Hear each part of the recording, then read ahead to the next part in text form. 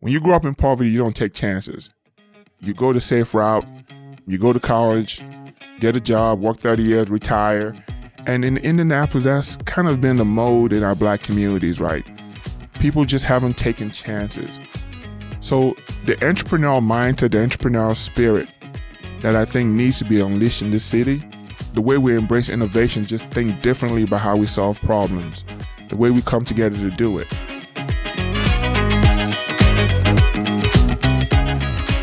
Welcome to Off the Record, a podcast featuring leaders on IBJ Media's Indiana 250 list.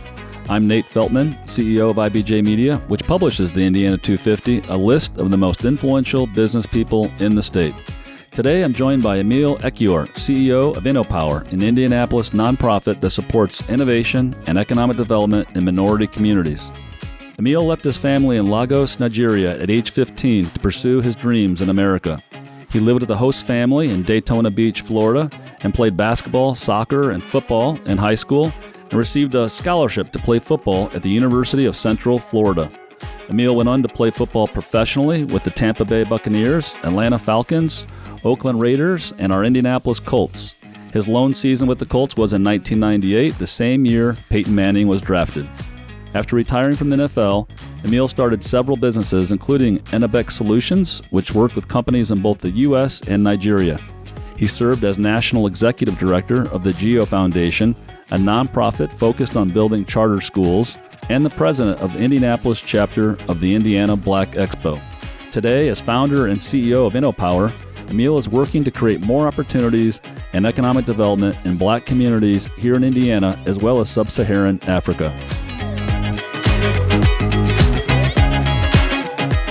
Emil, welcome to Off the Record podcast. I'm so glad to have you as my guest. Thank you for having me, Nate. You made me sound really good. Well, you are. Emil, you grew up in Nigeria. What was it like growing up there, and when did you decide you wanted to find and pursue a life outside of Nigeria? If you've never been to Nigeria, there's no place like Nigeria. There's no place like Lagos, Nigeria. Nigeria is the largest population of Black people in the world with over 175 million that we can count. Lagos is probably one of the most popular cities in the world with over 15 million people in Lagos. So 1 in 3 Nigerians speak a different language. There are over 250 ethnic groups in Nigeria. So you learn to respect everybody and learn to live with everybody, right? Because everyone has different beliefs. But I'm not sure I made the decision to come to the U.S. My parents made the decision for me to come to the U.S.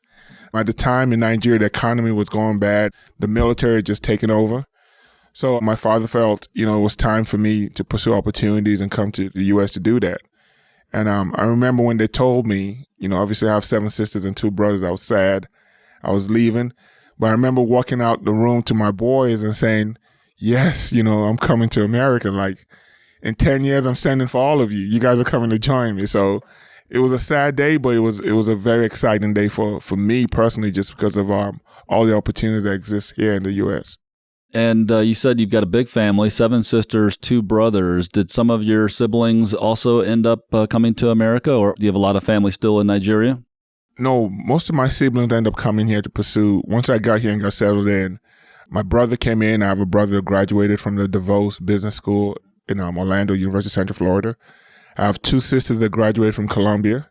I have a sister that is a Harvard Law graduate. I have another sister who's a Stanford Fellow. So my entire family, not all of us, but majority of us end up coming to the U.S. and, pursuing opportunities here once I came and got settled in.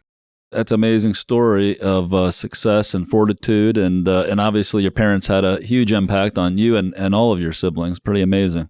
Yes. Thank you. Thank you, Nate. So I've got to imagine just the sheer picking up and leaving home, that process requires grit and sheer determination, moving to a new country, going undrafted after a very successful college football career, again, shows grit and determination. Where did that sheer grit and determination and just get the job done come from?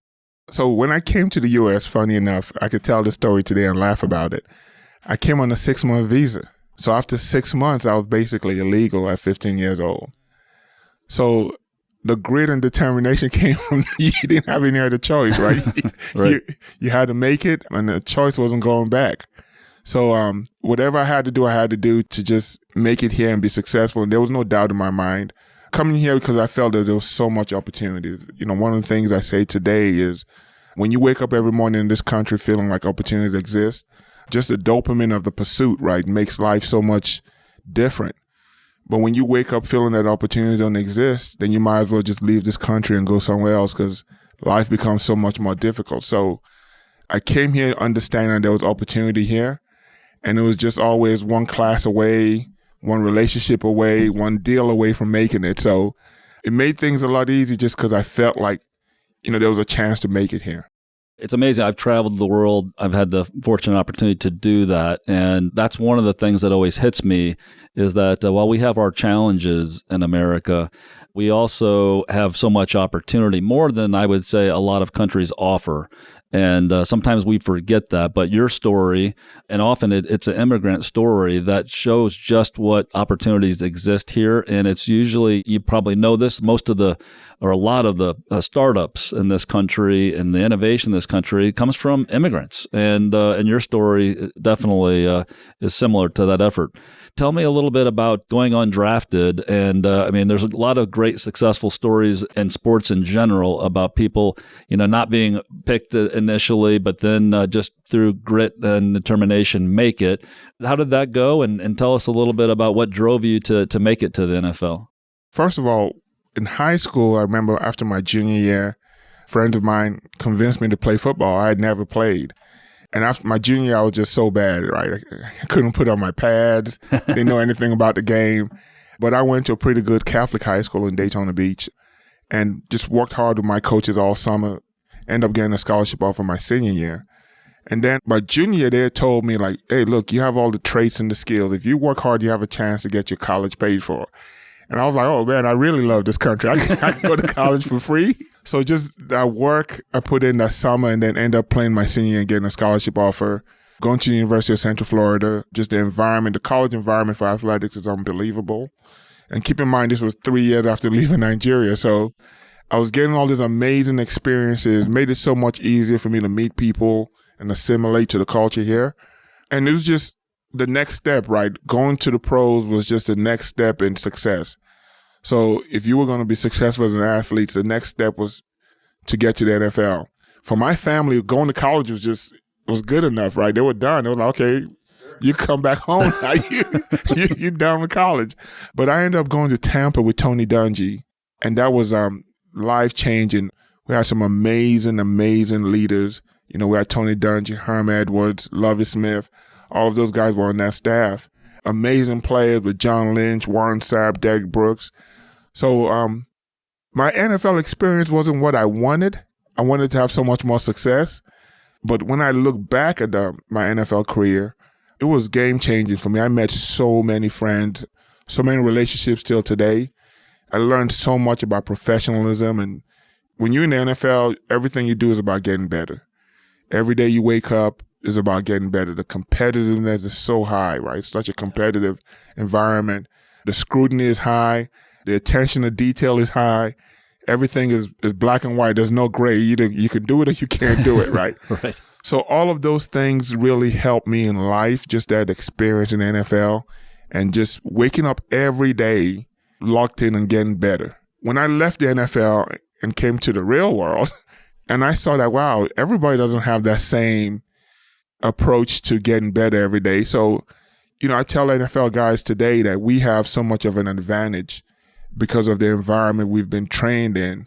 When we leave the NFL and transition, we have a leg up just because we've been exposed to so much pressure and we had to perform at the highest level under all of that pressure. So my experience was awesome. Like I said, I wanted to have a 10-year, $100 million career, but I couldn't put a price on what I learned in the time I spent in the NFL. That's amazing insight that you shared, just the competitiveness and then not seeing that exact same drive when you left the NFL. But hey, 6 years, that's better than the average NFL player I know. So that's pretty darn good. Yeah, I get a retirement letter now. I get a pension letter, so I love that. That works. Well, many successful leaders share the trait that we've been talking about the determination and unwillingness to give up and showing up every day. I know you've got a son that went to high school here locally, grew up here locally, and is pursuing his own dreams in football. Played at Alabama, I know, and which, of course, is a powerhouse in football. How did you pass on? It's not just you, I'm sure, it's your wife, because I know she's also in athletics, had been in athletics in her collegiate career. How did you all pass on those traits to your son? I ask because I've got a couple of kids, and I'm sometimes not sure if I'm passing on some of those types of things as well as I could be. I want to learn. Well, first of all, my son grew up here in Indianapolis, and we thank God so much just from just the environment and the amount of wonderful people in his life growing up. You know, you grow up here and you're exposed to so much, again, opportunities, right? So he played youth sports growing up. I can't imagine going back and not doing the same things, like never coming home after school, right? Because he had practice doing something. Playing AAU basketball from second grade all the way through. Those experiences helped shape him as a young man, but also made our lives so much fun, right? You know, traveling to games and everything else. So my goal for him was never, hey, you got to make it to the NFL, just because I knew how hard it is on your body as a whole. But he played youth sports. I coached youth sports, so he was always around. And my wife also was an athlete at North Central, played college basketball as well. So he was just exposed to sports. He fell in love with sports.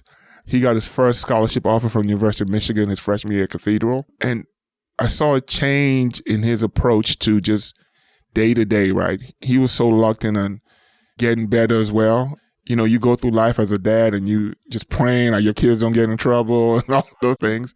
But football and sports kept him so busy because he wanted to be good at sports. When he got a scholarship offer, he wanted to be good at sports. He wanted to fulfill that dream of playing college football. So just watching him go through that, going to University of Alabama, started 42 games there, played in 3 national championships, won 3 SEC championships. So, you know, I'm a proud dad, obviously. So right there and there, I was happy. I was like my parents. You know, my parents after college was like, come back to Nigeria. I told them, like, you know what? What an amazing, my American dream didn't even go this far, right? What an amazing career. What an amazing experience for us as parents to watch. For me, you know, I really wanted him from a professional career. One of the things you learn in the NFL that you go through is once the game is over, you start learning so much from scratch, right? Because all you've done is football. When I was done with football, I had to learn so much. Now, I had some skills I had learned just playing on the team, but everything you do, again, is about football, about getting better. If you're not doing that, then you're not going to be there. So I wanted him to get a chance to get started in life early, doing some other things. But he was in love with football, still is in love with football. But just everything, those soft skills, the way you approach your day, the focus on getting better, the way you treat or work with other people as far as teammates are concerned, you learn all those things in sports, and I see that in him as well. So I keep telling him I can't wait till he transitions, whenever that is, because he's going to be such a great leader, because I can just see those soft skills in him right now. That's awesome. It's clear that all the things that you've learned in life, in your wife, you're able to pass that down to him, and that's what it's about. So that's fantastic. Your last stop in the NFL, Emil, was with the Indianapolis Colts, but you lived in lots of different places. You lived in Florida, Atlanta, Oakland, California. What made you decide to build your life after football in Indiana? I think I know your wife's from here. That probably played a role, but it didn't require you to have to stay in Indianapolis. Maybe you could tell us, what makes Indianapolis or what makes Indiana special, why you decided to build your life here. When I moved here, one of the people I knew was the late Congress Lady Carson. I remember I used to give her staff tickets to the Ravens games while I was in the NFL. So I knew her, and she was really a good friend. And we used to always talk about just the opportunities in Indianapolis. And when I visited Indianapolis, I remember visiting probably the late 90s, and I went to the Circuit City Classic game, and there was 60,000 people in the stadiums, and downtown was just packed and crowded, but you still couldn't find a good restaurant. And I was like, wow, all of these opportunities in this city, like there's so much opportunity. This city is such in its infancy stage of growth. The communities were just friendly people, and I say people here don't do a lot of crazy things. People do common sense things here, right? People just don't cut off their nose to spite their face in Indy, right? So we just felt like this was a good place to raise our family and get started professionally once we transitioned. Again, as an entrepreneur, I just saw so many opportunities in this city. And once I retired, it was just an easy decision to make to move here and settle in. Yeah, well, we're glad you did. We're glad that you did decide to settle in. Let's take a quick break. This is Off the Record Podcast. Get caught up on the state's top business news every business day with the Inside Indiana Business Radio On Demand podcast. Available now at InsideIndianaBusiness.com, Apple Podcasts, Spotify, or wherever you get your podcasts. Welcome back to Off the Record Podcast. I'm Nate Feltman, CEO of IBJ Media, and I'm talking with Emil Ekiyor, CEO of InnoPower. We're always interested in learning, Emil, about how people included in our Indiana 250 list developed themselves and became leaders. We've talked a little bit about that. But as you look back at your career and how you developed as a leader, who are some of the people that might have had the biggest impact on you and your leadership development? I'll say my dad, growing up in Nigeria, there are no safety nets. You kill what you eat, It's a day-to-day grind. And I just watched my dad day in and day out just grind to take care of us, right? To make sure we had everything we needed as a family.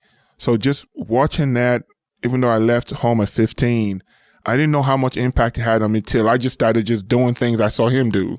Wake up and just go to church because he woke up and we all went to church on Sundays, So those things just kind of stuck with me. But watching him just wake up every day and just grind to take care of all of us. Intense situations, right? So that was a huge influence on my life. When I came to the U.S., I had every ambition in the world. Like there was no limit to what I wanted to do, right? Just because I felt like it was the U.S. You could do anything you want to do. When I got here, I was embedded in the Black community and all of my friends were Black because I just came from the largest population of Blacks in the world. But I was amazed that a lot of my friends were not as excited about being here as I was coming here. And I didn't understand why. Partly because we didn't learn a lot about just the systemic issues here. We dealt with our own colonization in Nigeria. But as I learned and as I stayed here, what I found myself subconsciously was also having like a limit to what I can do. So I came here feeling I could do anything. But as I stayed here and continued to grow up here, I started questioning some things. Like, can I really do that? Can I really happen? I'm Black. I can't do that. And that was really, really crazy to see happen. And I didn't even know it was happening until later on. I actually went back home to Nigeria. And when I went back and just got around people and just saw the grind and just the nature of living there and how everyone on a day-to-day basis just working hard to make it. And people were like, hey, you're in the U.S. and same approach, like, just get me there, right? If I could get there, So, and I was like, wow, you know what? How come I didn't even know I was thinking different? So here in the U.S., Tony and his staff, when I was in Tampa, they approached to build in Tampa. Because remember, when we got there, it was the orange uniform Tampa, right? I remember, right. So it was a different culture, so they had to change that culture. I remember the facilities were so bad in Tampa when we got there. And a lot of the players just complained. We all like, man, this is terrible, because we knew what other NFL teams had. I remember Tony bringing a 45-pound weight to the room and saying, this 45-pound weight is the same 45-pound weight they have in San Francisco and New York. If you lift it enough times, you're going to get stronger and better, right? So he was saying that the facilities didn't matter. It was our approach to work every day, how we showed up and the mindset we showed up with.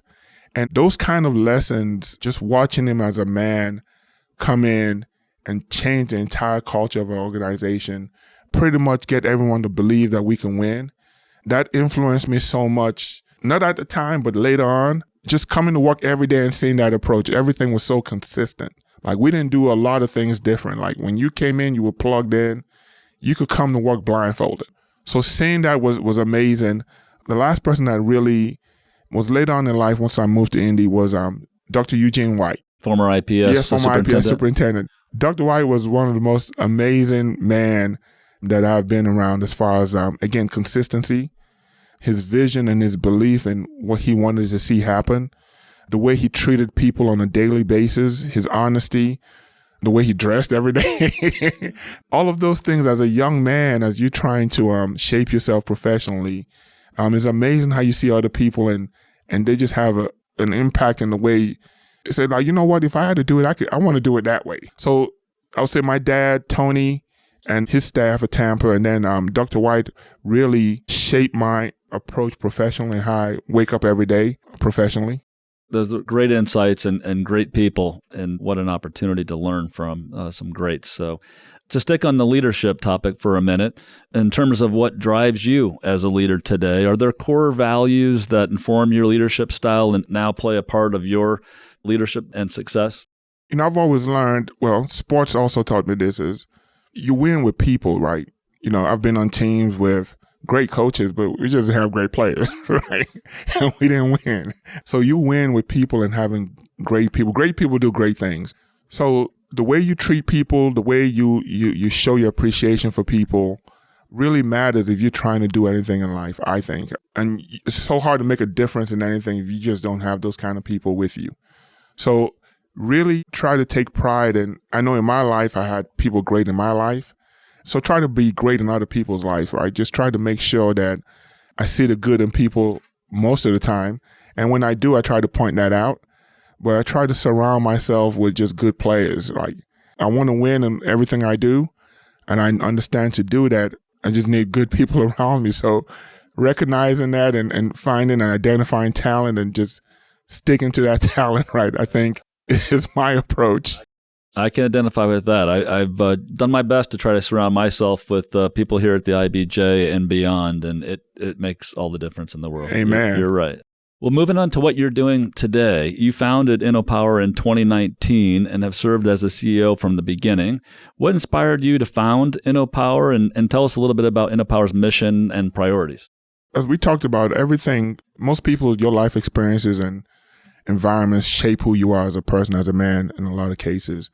Coming to the U.S., again, what I shared earlier, seeing so many people not excited about being here, coming here just understanding there's so many opportunities here and seeing so many people come to this country to pursue opportunities.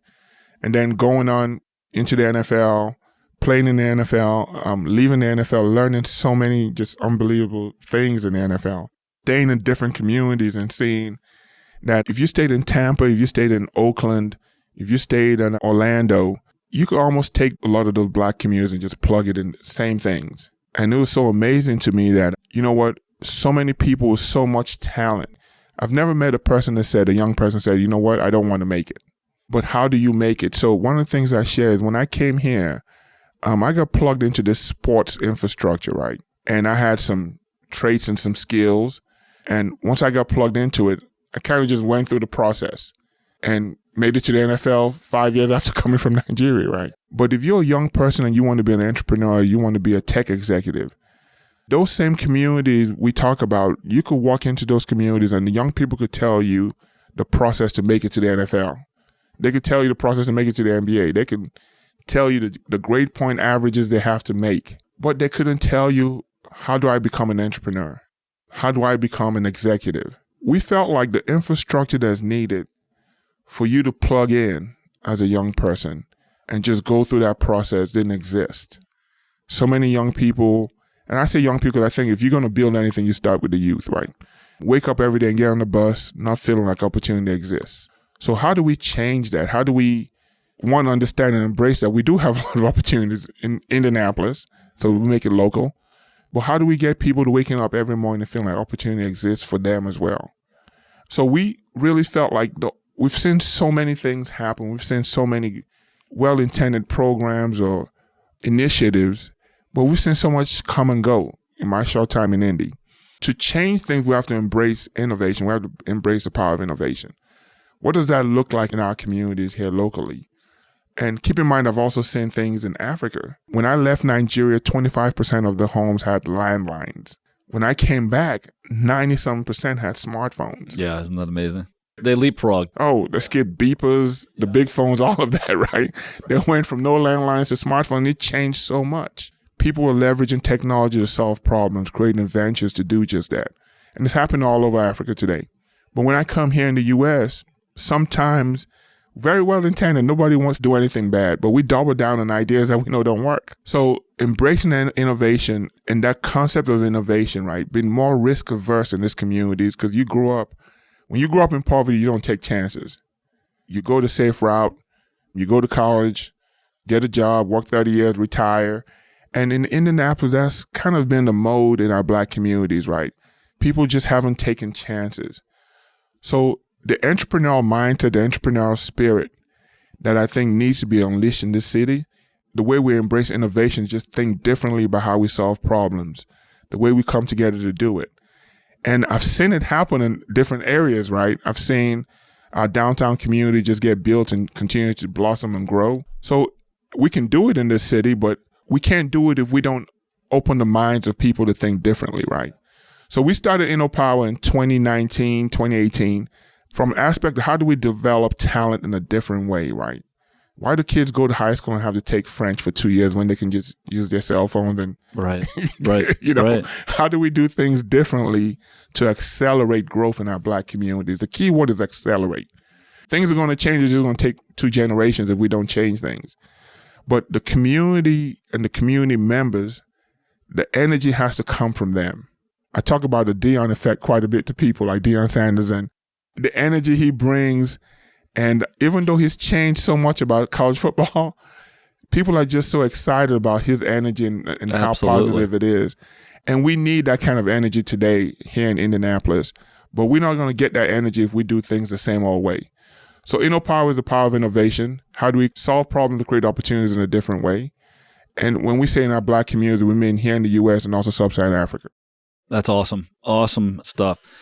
Staying on InnoPower, InnoPower started a Minority Business Week about 5 years ago that focuses on helping just what you talked about, helping minority entrepreneurs make the connections that will be helpful to their success, will help break down barriers. And this summer, during the week-long event, that's turned into a week-long event, you had Senator Todd Young and presidential candidate Tim Scott, I think, here in Indianapolis. Can you tell us more about that InnoPower Minority Business Week and what you think has been achieved the last 5 years or so? If anything is going to change, the energy has to come from the community, right? So we wanted to create a space that gave a platform to people to share their ideas. What needs to change? What would you do? So people like Angela Freeman, who you have on your podcast here. Yeah, absolutely. Angela has been a supporter from day one, and we've watched her grow professionally. But giving people a platform to share their ideas, and we were amazed about how many Black professionals or people that we felt like, you, the VP of so you have a platform, but they did not. So from day one, we just had this huge embrace of what we were doing. And we've just learned that the space we create to share ideas on how do we accelerate economic productivity in our Black communities. So as we were doing that, we also saw that, you know what, we have some amazing young Black professionals that to change the narrative around what exists, we need to showcase them more. So we started our Black Rising Stars, our Black Innovators Awards. We started our Black Excellence in Education Awards, again, to just influence behavior, to change mindsets, to show that we have amazing professionals here in our city. And again, change the narrative from a narrative of the sky is falling to a narrative of opportunity. So the conference also creates the optics of Black Indianapolis that most people outside of our city don't know exists. People share with me, like, wow, you guys have the CEO of the United Way is a Black man. Yes.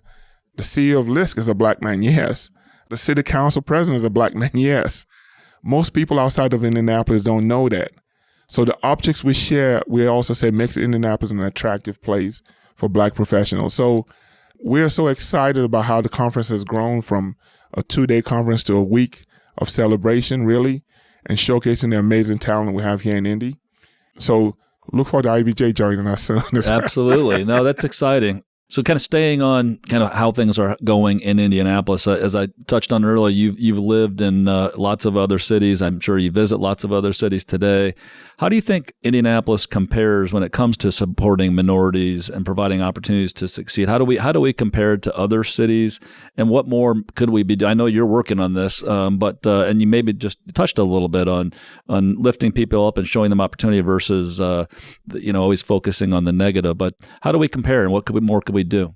I think one of the advantages we have is we are really in our emphasis stages of growth. Some cities are just locked in, like it's going to be so hard to change things because things are just locked in. They've just passed that growth stage. So as we go through that stage of growth, certain things have happened in the city that kind of lock things in that we have to unlock. So one of the things I share is when we talk about Black communities, when we talk about predominantly Black communities, we really are talking about communities of low middle class and below. We talk about communities that most people there, the mindset is work hard and let me get out of here. So how do you rebuild or create economic productivity in communities that are losing so much talent on a daily basis? I tell people I know most, if not all, Black lawyers I know are doing really well. All Black engineers I know are doing really well. All Black doctors are doing really well. We just don't have enough. So how do we do that? How do we create that in Indy today? And we have some really, really staggering numbers, right? As far as our achievement numbers, when we see so many, I think last I saw 80% or so of Black students are now reading at grade level in fourth grade. When we look at the number of Black students that are going to college, 30% of kids are graduating in 6 years. So those are clear threats, not just to our Black community, but to our city as a whole. So, and those are national numbers. Those things are all over the country. But we have an opportunity to change that here. We've built some things and maybe haven't executed it properly, but we have some things that we've created, some initiatives, that we have here in the city that the city has supported that we need to double down on better to create excitement with the people we created it for so they can access and take advantage of the things a lot more. Those are the things I see in India as far as we're so young, but we're not going to be young forever, right? Good points. And I hope IBJ and our sister properties can help you lift up those opportunities. One of them that I know, I think it started last year, was a partnership with TechPoint to help Black Hoosiers in Indianapolis and beyond. I think even in Fort Wayne and Gary launch tech careers. And I've just touched on the statistics a little bit. Black workers comprise just 7%, if my numbers are up to date, of the Indiana technology workforce, although Blacks make up 10% of Indiana's workforce, so underrepresented clearly in the technology area. Can you tell us more about the partnership with TechPoint, that InnoPower has with TechPoint, and the effort to bring in more minorities into the tech sector? TechPoint launched the Mission 41K last year. The state has to create 41,000 net new tech jobs by 2030 to be competitive. So we love that. We love when people set bold goals, right? We really do. So my conversation with Ting and Dennis were, well, how do we make sure that we don't look back in 2030 and we've only hired 400 African Americans into the tech jobs? It's like, well, Emil, we want to make sure that doesn't happen. So the only way to find out how do we create an infrastructure that allows this thing to happen where we hire more people making money in a sector that we all have to understand and get into is to go and engage the communities, the people most affected, to find out what actually exists today. So we did those design sessions in Gary, Fort Wayne, and here in Indy, and we found out so much. One is, in our K-12 system, the way we teach computer science is not current. We're not preparing you to graduate from high school, and if you want to plug into an accelerated program, you can and finish in 6 months and get a certificate. So it doesn't prepare you for that. The traditional path to getting a tech job is go to Rose-Hulman, go to Purdue, graduate, and get you a tech job. Well, if we go down that path, we already know that we're going to miss the mark on hiring more minorities into the industry. So what does that look like starting from K-12? I think sometimes we focus so much on fixing adults, which we have to, but we can't just keep fixing adults forever. So starting from K-12 and how we teach computer science and technology to students has to change. What are the pathways for adults? If you are a returning citizen and you want to get into tech, where do you plug in? If you're a mother who has been a social worker and you want to transition and make more money, where do you plug in? If you're a professional from Lily's and you are just leaving a job there and you want to get into tech. So those are 4 different demographics within the Black community, right? And 4 different pathways. Traditionally, we create a one-size-fits-all for everybody, and we missed the mark. So those design sessions allowed us to realize that. So I love working with Ting and Dennis because they also think the same way we think is, okay, how do we now bring our entire community together to understand who's doing what, right? So who fits into Ivy Tech, because the resources exist at Ivy Tech, who fits into 1150 Academy, who fits into Hope Academy, some community organizations are doing training, who fits into that? How do we support our K-12 to make sure the curriculum is different? By doing those things and paying attention to those things now, we're almost ensuring that we're going to increase the numbers later on. If we don't do those things, then we just hope that that's going to happen. So those are the kind of opportunities we love in Indy and Indiana as a whole, that when you set a bold goal to say, we're going to create 41,000 net new jobs, and when you create something from now, you can make sure that you're creating it with an inclusive lens. Otherwise, 10 years from now, you'll be trying to retrofit people into what was created and wasn't created for them. And your point is you can't keep doing the same thing that's produced the same results, and you've got to make changes to the educational system and how you're teaching, how you're reaching those young adults. And most people want to do that. Very few people don't want to do it. It's just hard. Exactly. Hard work. But again, you surround yourself with good people. There are a lot of people way smarter than I am that know how to do that. We just have to open the space for them to come in to do that. Well, we've made it to Off the Record Speed Round. This is the fun part where I ask our guests a series of questions in somewhat rapid form. So I'll start off and ask you what your favorite movie is. Godfather 1. Favorite place to vacation? I love Tampa. And Tampa's changed so much over the years. So I love going to Tampa. I love going downtown Tampa. And I just have so many relationships there, so I love going to Tampa. Favorite musical artist? Growing up in Nigeria, we loved Michael Jackson, right? And he's an Indiana guy. Yeah. And just the influence he had on just pop culture as a whole. So every time I hear a Michael Jackson song, it just brings back so many memories growing up. So, I treasure some of those songs. So I remember we used to have to sit down, because in Nigeria, you only get 2 or 3 hours of power a day. So anytime we had power, we would play Michael Jackson. Awesome. What's the first thing you do in the morning? So I read my devotional every morning. Now I have to make sure, I'm older now, so I have to get an elliptical as well, get some cardio in. So those two things happen every morning. Then I see my wife. Title of the last book or your favorite book? Confessions of an Economic Hitman. Ooh, I want to learn about that one. What food that you can't live without? I love plantains. Best advice you ever received? Don't focus on the obligation, focus on the opportunity. Advice for a young person who wants to develop into a leader? Most leaders I've met are doers, right? They don't shy away from things, they do things, right? A lot of young people I meet today, the first thing I ask is, what have you done? Be a doer, right? Be someone who, at the end of the day, when you sit down and talk to people, show that you've done something, right? So that's the biggest advice. Don't do things only because they may or may not advance your career. I always ask our guests, Michael Jordan or LeBron James, but maybe I should ask you Peyton Manning or Tom Brady. Ooh. So I'm a Peyton fan. I had a chance to see Peyton firsthand his first year. Because Peyton is a different person. I've not had a chance to be around Tom, so I couldn't tell you. I've just read so much about him. But Peyton is, I haven't met too many people like him in my life. He's just a different guy. Toughest player you played against in the NFL? One of my best friends in life is Tarek Glenn. I knew Tarek before coming to Coast, so we went against each other in practice. And Tarek jumped offside so much, right? He never admitted it, so it was so hard to beat him because he was jumping off the ball. He always got to start on you. Yeah, he got to start.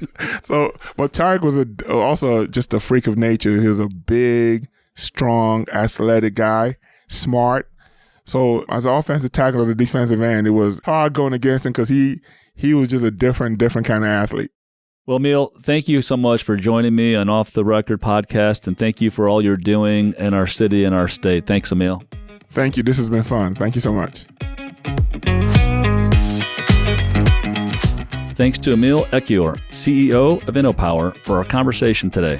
To learn more about other leaders on IBJ Media's Indiana 250 list, go to indiana250.com and look for a Page 2 feature each week in IBJ. We'll be back with a new Indiana 250 conversation soon.